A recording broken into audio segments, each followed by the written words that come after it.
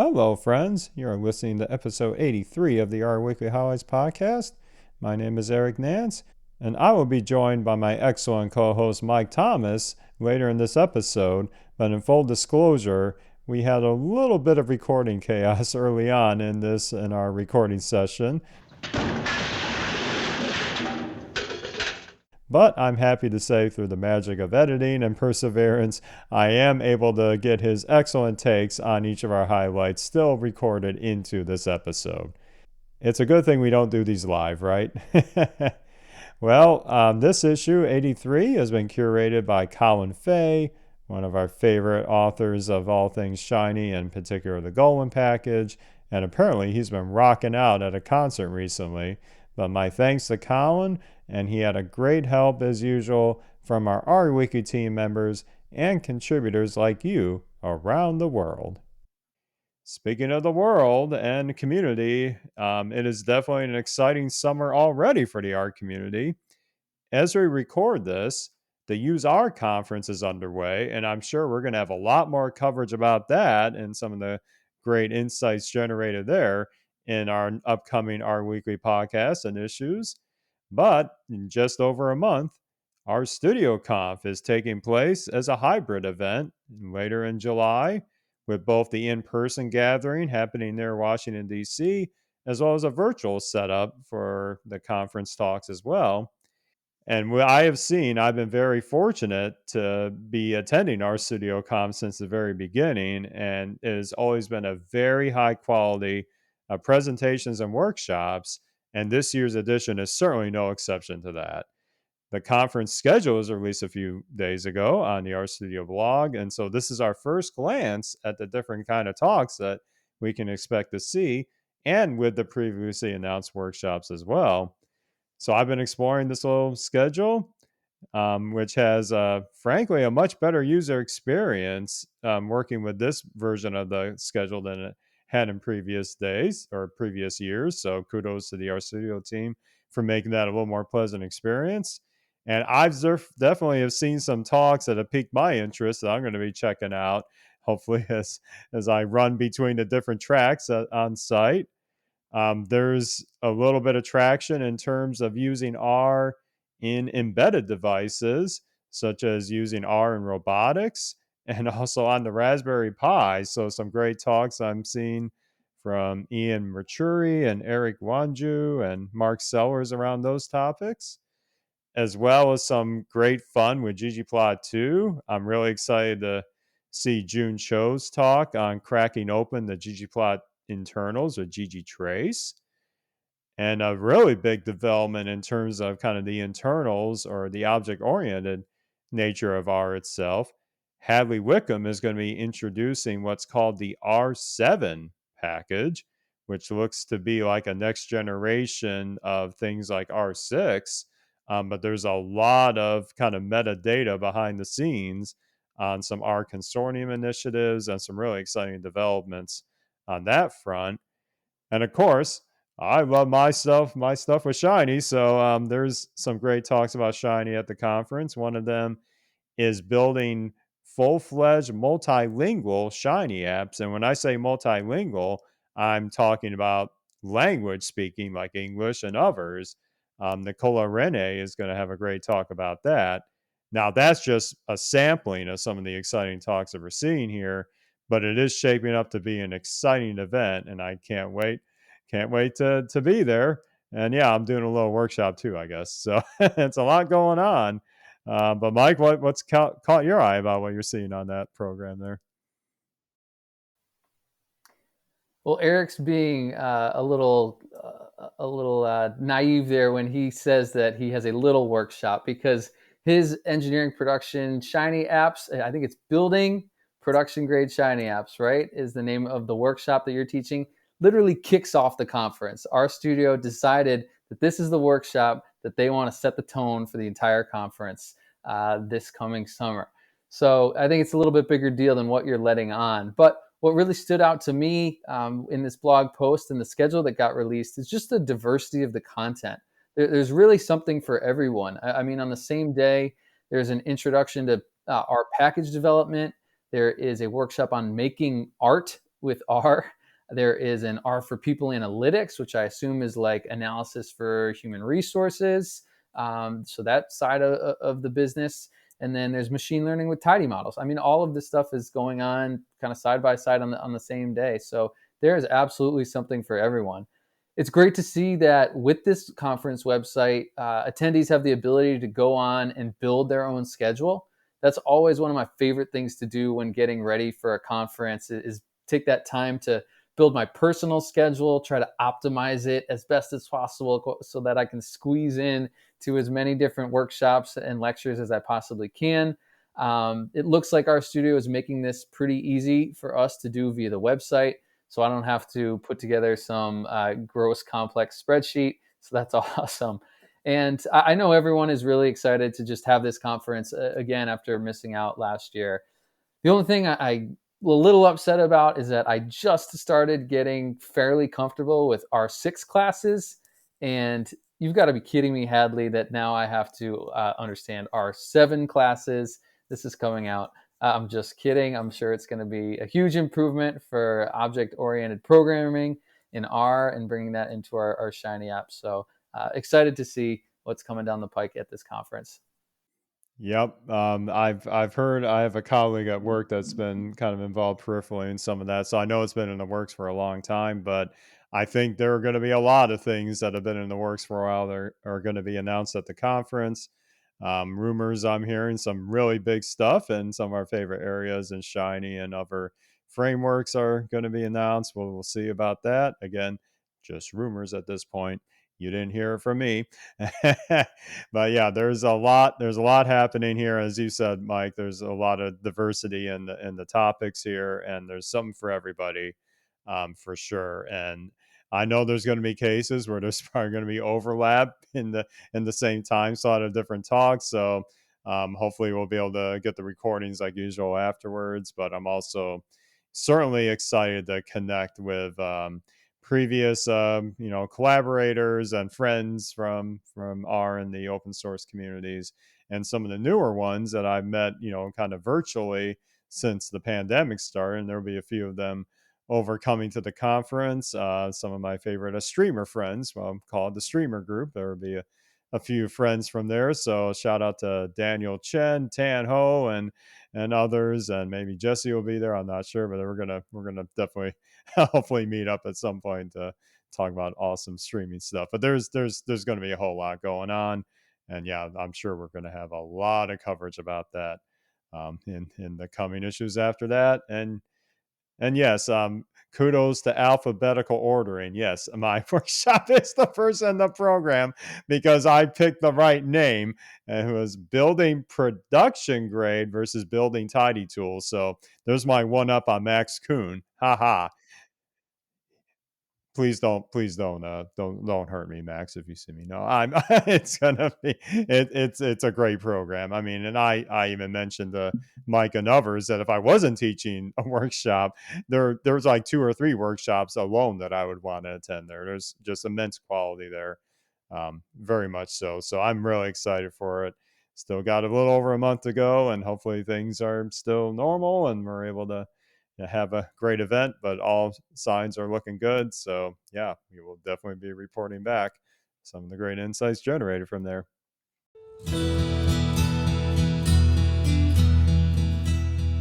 Switching gears for our next highlight, a lot of times for either ourselves or for our collaborators or members of the community, we're often find ourselves at a decision point on how we can make certain, say, data processes for ingesting data or serving up services much easier to perhaps even ourselves, but also to our collaborators.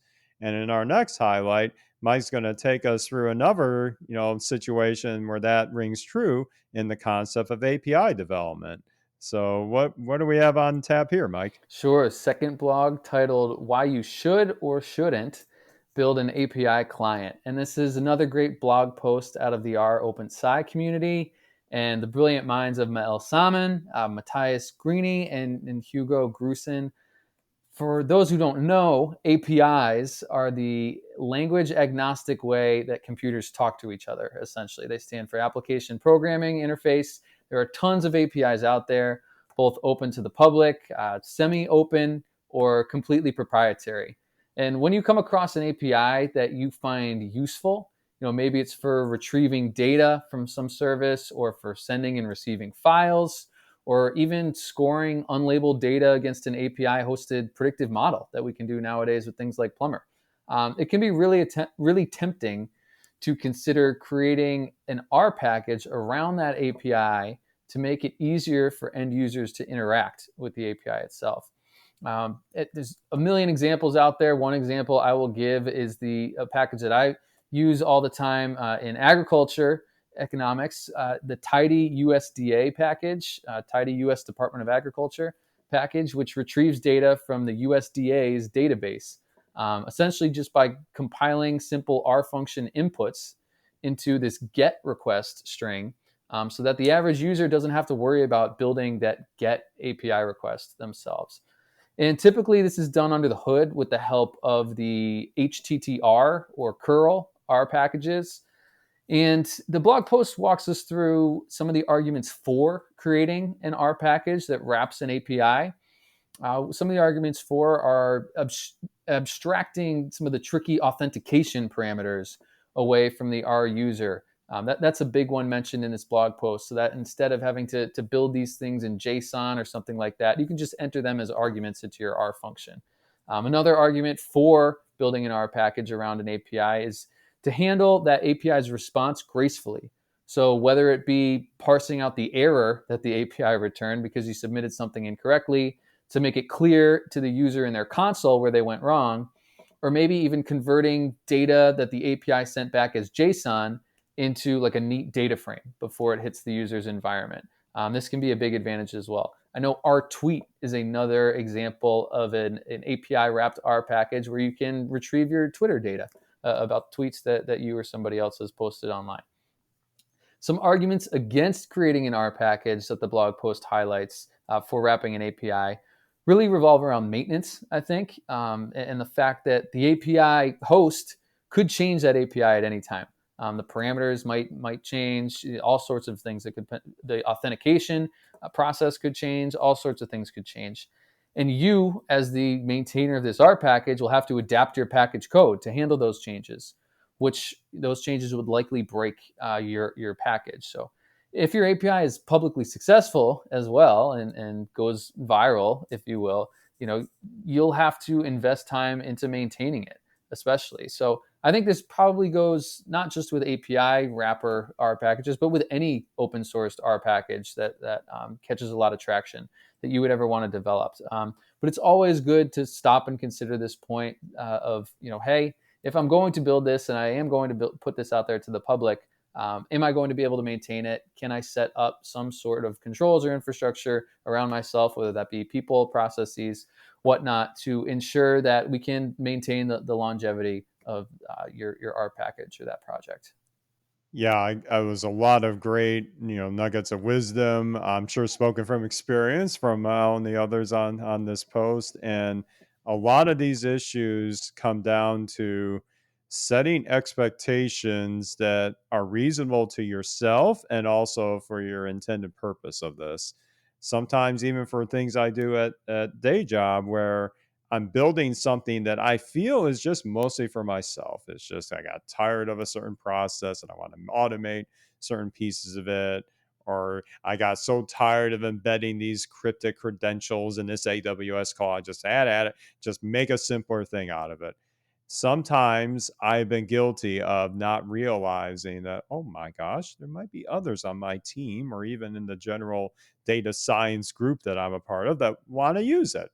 Then I start to retrofit certain things that make that more robust, such as documentation, and also making sure I'm more in tune with the upstream process or service that I'm ingesting. I think it's really having that conversation, even with yourself up front, to know what you're getting into. And maybe that prods you to do a little more upfront to make the life of that package easier to maintain, setting up automation checks in maybe your GitHub repo or other means to make it So there's not as many manual steps involved to do a point release or do a bug fix or things like that. This is all stuff that I have not mastered yet. I'm still kind of bad at predicting what the end goal of it sometimes will be. I'm getting a little better with Shiny apps, but they're even just general purpose things. I'm still learning just like everyone else, but I think Miles' blog post here from our Open Sci is definitely a great step of wisdom for almost any situation where you're wrapping another service or process and kind of the factors that go into your life as a package developer and maintainer going forward. And for our last highlight today, we're going to take a little visit to one of Mike's and I's favorite areas of Shiny development.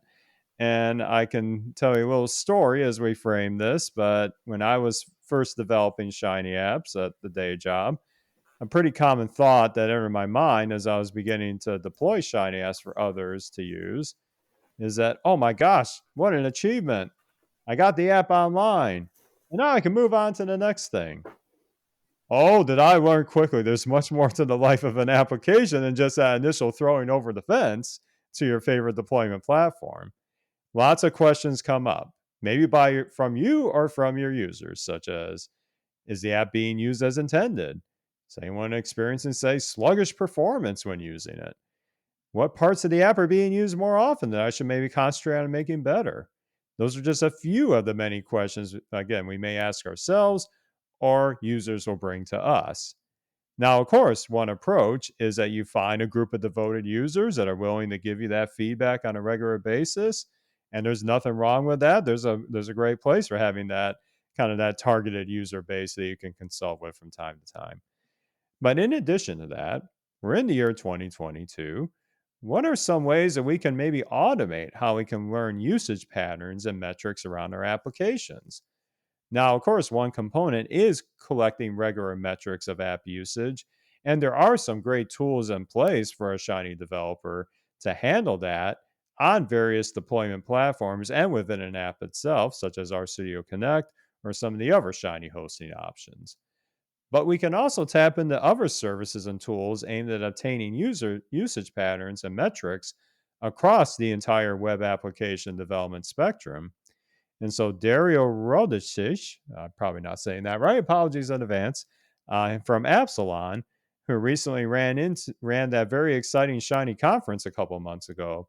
He has authored a blog post on how Shiny developers can make use of an external tool called Hotjar to accomplish these kind of tasks. Hotjar is an external service, so this is not exclusive to R or Shiny or anything like that. But it's again another simpler way that, akin to something like Google Analytics, you can generate a snippet that your application source code can take in, so you start to collect these additional metrics into the Hotjar platform. That's just a high level where it's going. But Mike, why don't you tell us what you saw about this post with Hotjar and Shiny? Sure. In Epsilon, as always, pushing out a lot of great Shiny related content, which we love to see. And you're right, Hotjar is a third-party service that provides, with usage analytics for your Shiny apps, which is really cool. They have a free tier, but which you could use to get started with. But of course, you can pay up to get more insights and benefits. And like you said, it looks like you connect your deployed Shiny app to Hotjar, and then Hotjar for you provides a little bit of JavaScript code that you can literally copy and paste right into your Shiny Apps UI code and then redeploy. And once that's done, you can log into the Hotjar platform and see some really nice heat maps of where users are interacting with your app, like what parts of the screen, what widgets, that type of thing. And you can even see, I think if you pay enough, recordings of users interacting with your app. So if you want to shell out a few bucks for the paid tier, that would be a really cool feature to actually watch other people view your app. I don't know, maybe you should probably provide them with a little disclaimer within your Shiny app saying, we're watching you. But needless to say, pretty cool for those of us who are admins on the other side and care a lot about user experience to have this nice additional tool in our arsenal for really bringing solid UX practices into our Shiny development process. The blog post itself didn't actually show us any of those nice heat maps that they talked about, but I'm excited to do a little bit more digging maybe, and we can, if we can find some, put in the show notes some of those nice heat maps that Hotjar gives us. Yeah, these are again great wins that you can have in certain situations where you're earlier in your efforts of developing a larger scale app that you get either leadership or others in your group wanting to figure out, okay, well, what's the uptake of this, or what are some areas that maybe we're seeing some users spending more time on that maybe they're struggling with, or maybe other areas that are performing Johnny on the spot, very quick, and everybody's happy about it. So little things like this do go a long way to aid you on that journey. Of course, as somebody that's working in a highly regulated industry, you've got to have, you know, obviously approval to bank put something like this in for, say, a confidential situation. So of course, we are not offering advice on anything like that. You have to consult your teams and organizations on that sort of thing. But again, for the right use case, I think this is an excellent way to tap into some really nice functionality with what looks to be pretty minimal effort. And yeah, I'm sure I may give this a spin in some of my, smaller scale projects and see how it shapes up. But I do, little teaser for what we talked about earlier in the show. But there is one aspect of my workshop coming up where I'm going to talk about issues like this, because when you build production grade apps, as I said, it's not just about throwing it over the wall. You're never completely done, but having that perspective will help you immensely in your journey to making this more routine. And certainly metric observations or grabbing metrics and grabbing usage patterns is a big part of that process. So it's great to see awareness being spread on that from the fine folks at Absalon, who again had a fantastic job of running the Shiny conference a couple of months ago. Speaking of fantastic, we got awesome, great content here in the current Art Weekly issue. One of the couple of other little nuggets that caught my eye: Garrick Aiden Bowie has authored the Clean RMD package, which is a really nice and pristine package to give you additional HTML styles for your R Markdown reports that are HTML based. And in fact, I'm gonna live on the edge. I'm going to use it on a new project as we speak at work to get a little clean formatting to report I'm making. And then this is something I want to follow up on, but taking advantage of the DuckDuckGo API for what's called creating an instant answer oracle with HTTR, which we heard about in our previous highlight, and Shiny, authored by Benjamin Smith. So I'm going to be checking that out a bit. Mike, what caught your eye other in this issue? So one of our weekly curators, I think Ryo Nakagawara himself, put out a incredible blog post on a J League Soccer. I think that's the Japanese soccer league, a 2022 midseason review. I'm a big soccer fan myself and a washed-up soccer player, so this one spoke to me quite a bit. And some of the visualizations that he has are, I think, ggplot charts that literally look like a soccer field. So really cool again for just showing what we can do with Viz in R, and I definitely encourage folks to check out that blog post. Yeah, real. Oh, every year it seems like that I see these write-ups and these summaries of the seasons. I'm just amazed at, the attention to detail, the visualization prowess that he possesses. And I still have a very fond memory of meeting him with a couple of our other curators, Colin and John Carroll, at the last in-person RStudio Conf. So I don't know if he'll be there this year, but I still have fond memories of that experience. And certainly all of us on the R Weekly team are so appreciative of all of you contributing any links that you find interesting related to the R community, novel uses of R, and you are just a pull request away from getting those resources into our current or upcoming issues. And we are also making more efforts to make it easier to become a curator for the project. But you can find all those details at rweekly.org. Head to the GitHub page and we'll have complete instructions on the process becoming a curator. And Mike, I know you're a busy man, but where can people find you and your adventures online? Sure, I'm on Twitter at Mike_Ketchbrook, KETCHBROOK. Awesome sauce. I am at the R pod or the R cast. I wanted R podcast for my Twitter account, but they wouldn't let me. So, them's the breaks of having multiple domains, I guess. So, what can you do? But yes, I'm always on there tweeting some random stuff sometimes. Also tweeting maybe little teasers about some of my shiny material coming up that you'll be seeing in a month or so. So that'll do it for us. We're going to put the bow on episode 83. Always an adventure, but always a fun adventure. But we will be back with another edition of our weekly highlights next week.